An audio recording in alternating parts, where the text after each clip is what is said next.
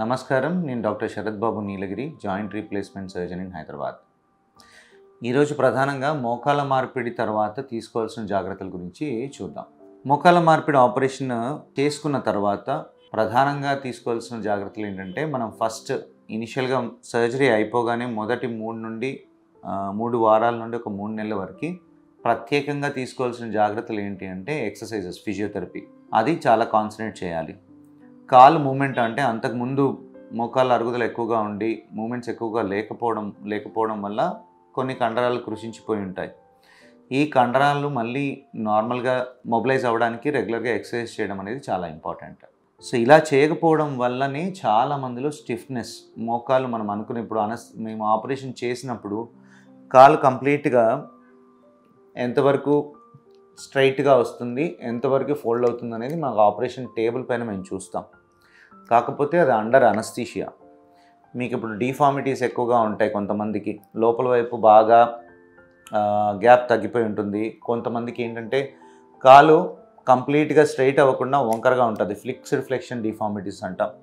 ఇవన్నీ మేము on table సర్జరీలో అనస్థీషియాలో మేము అన్నీ కరెక్ట్ చేస్తాం ఆపరేషన్ చేసేటప్పుడు.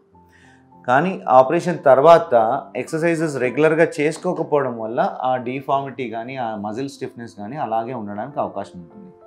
సో మొట్టమొదట మనం flexibility movement, knee joint movement improve చేయడానికి ప్రయత్నించాలి.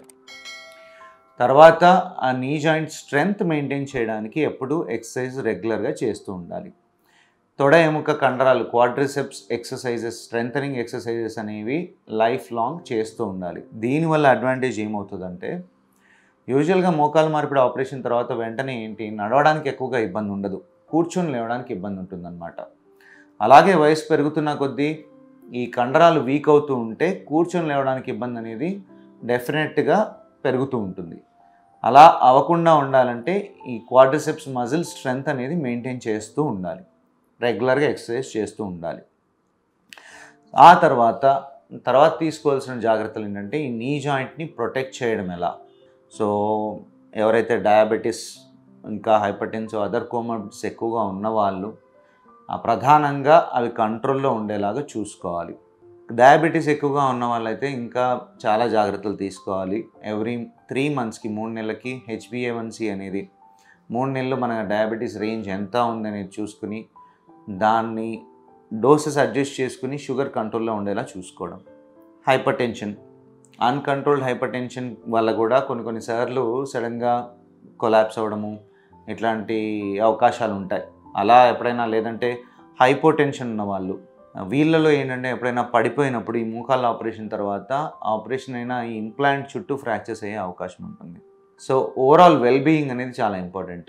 ఇంకొకటి, కొంతమందికి రికరెంట్ యూరినరీ ఇన్ఫెక్షన్స్ అనేవి వస్తూ ఉంటాయి. సో వీటిని కూడా ఇన్ఫెక్షన్ బాడీలో ఎక్కడ ఉన్నా కానీ మోకాళ్ళ మార్పిడి తర్వాత ఆపరేషన్ తర్వాత వెంటనే ట్రీట్ చేసుకోవడం చాలా ఇంపార్టెంట్. దగ్గు, జలుబు, ఈ చిన్న వాటి నుండి అండ్ ఈ యూరిన్ ఇన్ఫెక్షన్స్, వీటన్నిటి నుండి కూడా తొందరగా రికవర్ అవ్వాలి. లేదు అంటే ఆపరేషన్ చేసిన జాయింట్ దగ్గర ఇన్ఫెక్షన్ వెళ్ళే అవకాశం ఎక్కువగా ఉంటుంది. ఇంకా మనం డయాబెటిక్ పేషెంట్స్లో, లేకపోతే వారికోస్ వీన్స్ కానీ, ఇంకా లేకపోతే కొంతమందికి ఫుట్ ప్రాబ్లమ్స్ ఉంటాయి, పాదాలలో సెన్సేషన్ తక్కువగా ఉండడము, ఈ డయాబెటిక్ న్యూరోపతి వల్ల వాళ్ళల్లో ఈ పాదాలకి కేర్ సరిగా, అంటే వాళ్ళకి సెన్సేషన్ తక్కువగా ఉండడం వల్ల దెబ్బలు తగలడానికి వాళ్ళకి తెలియకుండా ఉండడానికి అవకాశాలు ఎక్కువగా ఉంటాయి. సో వీళ్ళు ఏంటంటే రెగ్యులర్గా ఫుట్ ఇన్స్పెక్షన్, క్లీన్ చేసుకోవడము, శుభ్రం చేసుకోవడము, దెబ్బ తగిలితే దాన్ని వెంటనే ట్రీట్ చేసుకోవడము, ఫుట్కి ప్రాపర్గా ఫుట్వేర్ ప్రధానంగా యూజ్ చేయడము. సో ఇవన్నీ జాగ్రత్తలు తీసుకోవాల్సి ఉంటుంది. సో ఇంకా తర్వాత ప్రధానంగా మనం జాయింట్ని ప్రొటెక్ట్ చేసుకోవాలి, ఎక్కువ రోజులు మన్నికవ్వాలి, ఎక్కువ రోజులు రావాలి అంటే కనుక కింద కూర్చోవడం, లేవడం అనేది రెగ్యులర్గా రోజు చేసేవాళ్ళు ఉంటే కనుక అది మానేసేయాలి. మనం రీప్లేస్మెంట్ తర్వాత ఏంటంటే జాయింట్ ఈ 2 ఇంప్లాంట్స్ మధ్యలో ఈ పాలిఎథిలిన్ మెటీరియల్ ఉంటుందన్నమాట. మీరు ప్రతిరోజు కింద కూర్చొని లేస్తూ ఉంటే దీనిలో కూడా వేర్ అండ్ టేర్ అయ్యే అవకాశం ఉంటుంది. ఆ వేర్ అండ్ టేర్ అయినప్పుడు మళ్ళీ నొప్పి పెరగడము, ఇన్స్టెబిలిటీ పెరగడం, ఇవన్నీ అవకాశాలు ఉంటాయి.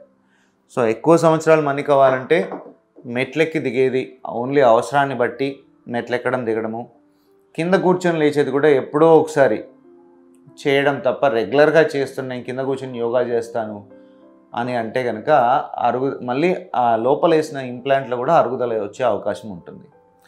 సో ఆ జాగ్రత్తలు రెగ్యులర్గా తీసుకుంటూ ఉండి ఎక్సర్సైజెస్ రెగ్యులర్గా చేస్తూ ఉంటే నీ జాయింట్ రీప్లేస్మెంట్ అనేది మన 20 to 30 ఇయర్స్ నొప్పి లేకుండా హ్యాపీగా ఉండడానికి అవకాశం ఉంటుంది. సో ప్రతి సర్జరీ తర్వాత కాంప్లికేషన్స్ ఏం రావచ్చు, రాకుండా తీసుకోవాల్సిన జాగ్రత్తలు ఏంటి అనేది ముందే సర్జన్ దగ్గర నుండి తెలుసుకొని వాటిని పాటిస్తే కనుక మీ ఆపరేషన్ తర్వాత నొప్పులు లేకుండా మీరు లైఫ్ లాంగ్ ఇబ్బంది లేకుండా ఉండే అవకాశం ఉంటుంది. ధన్యవాదాలు.